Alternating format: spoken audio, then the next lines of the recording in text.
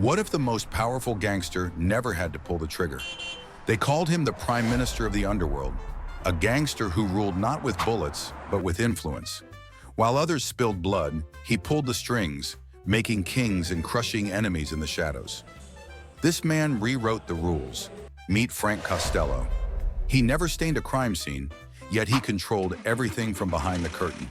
This is the untold story of how, in the 1920s New York City, a gentleman gangster shaped organized crime, bent politics to his will, and proved that sometimes the deadliest power isn't a gun, but a handshake.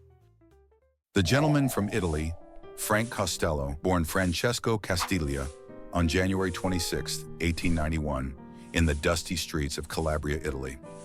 Little did anyone know that this quiet boy from a small Italian village would one day become the infamous Prime Minister of the Underworld. Costello's journey began when his family immigrated to the United States in 1895, settling in New York's notorious East Harlem. By the age of 13, Frank was already running errands for local street gangs. But here's the twist. Costello wasn't your average thug. He was sharp, observant, and far more interested in alliances than fistfights. In his teenage years, he joined the 104th Street Gang, mastering the art of bootlegging and political bribery during Prohibition. What set him apart? He wasn't just about brute force. Frank Costello understood the power of influence. A gentleman gangster who dressed impeccably and negotiated deals over cigars rather than bullets. But don't be fooled by his polished exterior. There was steel behind that charm. Rise to power, deals over blood. While other mobsters like Al Capone and Lucky Luciano used violence to climb the ranks, Costello played a different game. He built a reputation as a fixer, someone who could make problems disappear without leaving a trail of blood. The Prohibition era was his golden ticket. Costello became a key player in the illegal liquor trade, partnering with Charles Lucky Luciano and Meyer Lansky. Together, they formed a syndicate so powerful that it essentially replaced the old-school mafia structure. Costello's role? The politician of the group. He didn't just bribe officials, he befriended them. Judges, mayors, even senators. Costello's Rolodex was a treasure trove of influence. One of his most shocking feats? He reportedly had connections so deep that he could sway national policy from behind the scenes.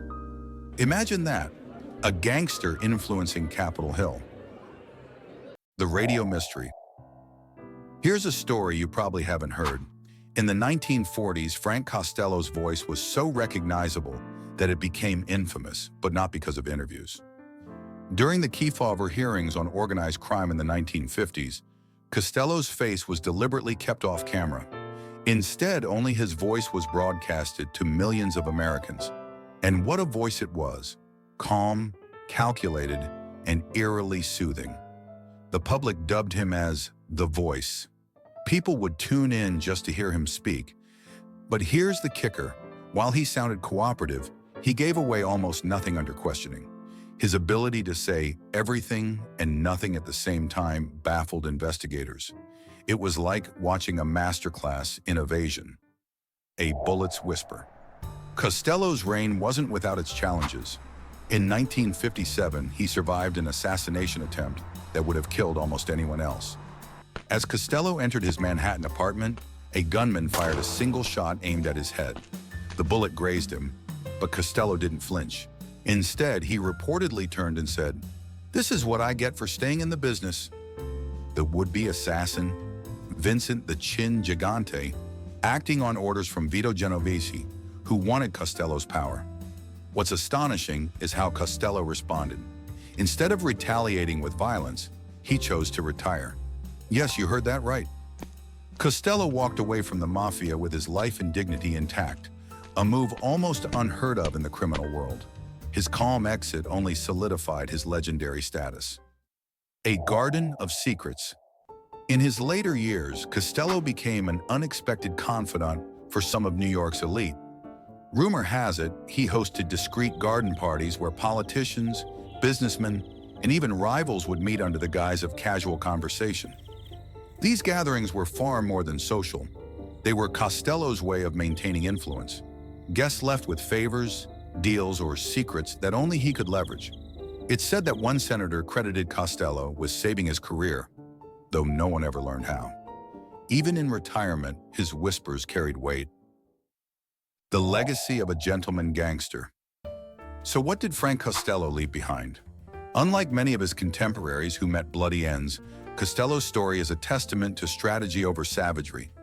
His ability to manipulate politics and business redefined organized crime. In many ways, Costello's influence still lingers today in the way criminal organizations focus on white-collar crime rather than street-level violence. But there's a darker side. Costello's quiet empire showed the world how deeply corruption could infiltrate legitimate institutions. Banks, governments, even law enforcement, Costello's network proved that no one was untouchable. The final curtain. Frank Costello passed away in 1973, living his final years as a wealthy retiree in Manhattan. He spent his days tending to his garden, far removed from the underworld he once ruled. Yet his story remains a chilling reminder of how power can be wielded without drawing a weapon. His life forces us to ask hard questions. How far should we go to achieve influence? Can charm and diplomacy be as deadly as bullets?